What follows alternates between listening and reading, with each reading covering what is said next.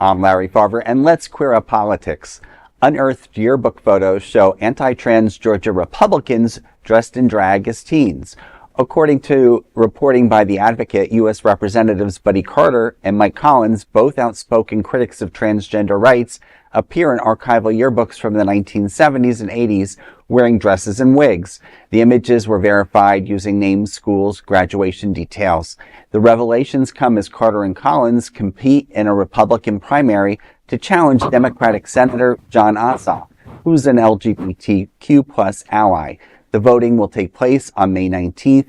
Critics say the images highlight the contradiction between the lawmakers' past behavior and their current political positions.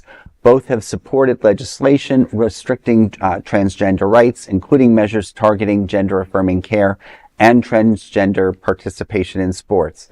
In response to these photos, Collins' communications director said the photo reflected, quote, lighthearted humor, end quote, while Carter's office declined to confirm or deny the images. As one GLAAD spokesperson noted in The Advocate, quote, it's a no-brainer that anyone who participates in this part of the LGBTQ culture should support basic protections for LGBTQ people. Anything less is hypocrisy, end quote.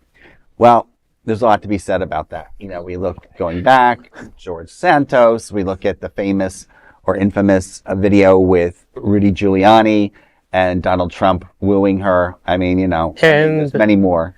And the representative in the wheelchair who was caught wearing women's lingerie, medicine, whatever his name is. Look, as someone who grew up in the South in the 90s, yes, even into the 90s, anybody who was a person of sports in that era did what we called powder puff football. All the football players, basketball players, baseball players, and the like dressed in cheerleader outfits, and the girls dressed in football outfits and played football. So the fact is, I am sure you can find pictures of pretty much anybody who is from the South in some sort of female regalia.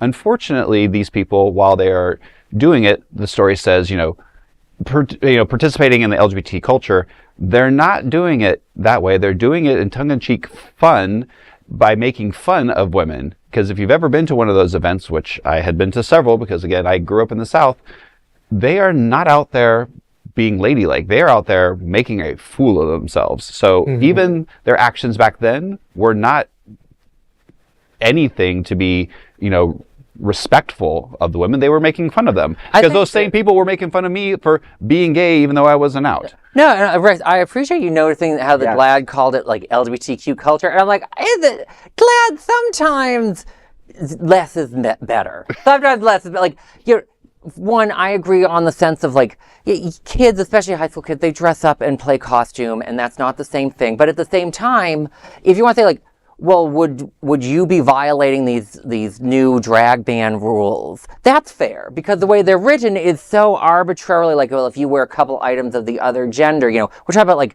pre-Stonewall level crazy. Like, that's fair to like hit them on that, but to claim it's the LGBTQ culture, like it's just kids being either fun or offensive depending on how they were doing. But like gender switching and like playing dress up, I think is a good, healthy thing. And I wish that maybe GLAAD had led more on that and said, you allowed this for yourself, but you're not going to allow it for the next generation. And that I think would have been a stronger narrative. But the problem is that requires nuance. And you think GLAAD is incapable of nuance? No, I don't think. I think GLAAD is. I mean, I might be saying that. I think GLAAD is capable of nuance, but the general consumer of the media are not. They all see just a boys in dresses, caught in picture, equals hypocrisy. That's easy to sell. That's much harder to sell. It's like, oh, you have done it before, but now you're disrespecting the LGBTQ culture by doing so and so and so. I not to take up the whole conversation, but like, I disagree on the public can't handle nuances.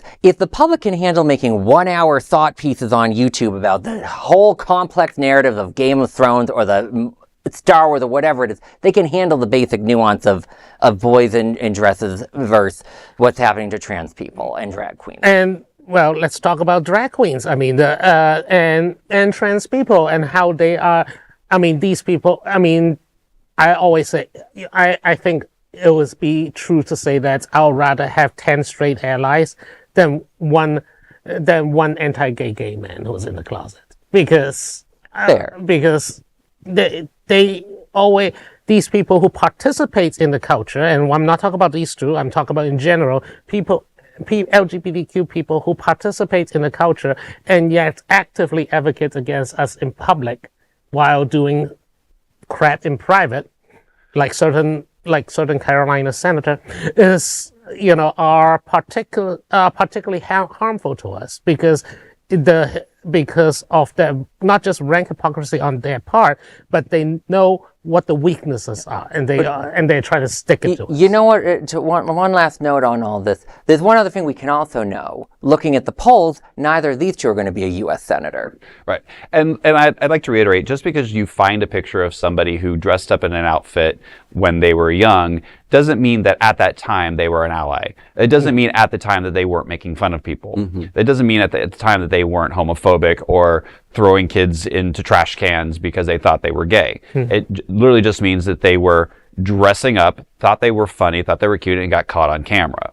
So let's, not make the blanket statement, well, you dressed up as a woman in drag before, why are you doing this to LGBTQ people? It's because they probably were that way already all along.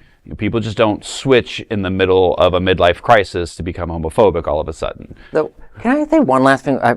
I just want to give kudos to the Advocate for doing the investigative research to find this stuff. And I also thought it was really shady that they called high school photos archival footage. That was so shady. I love you, Advocate.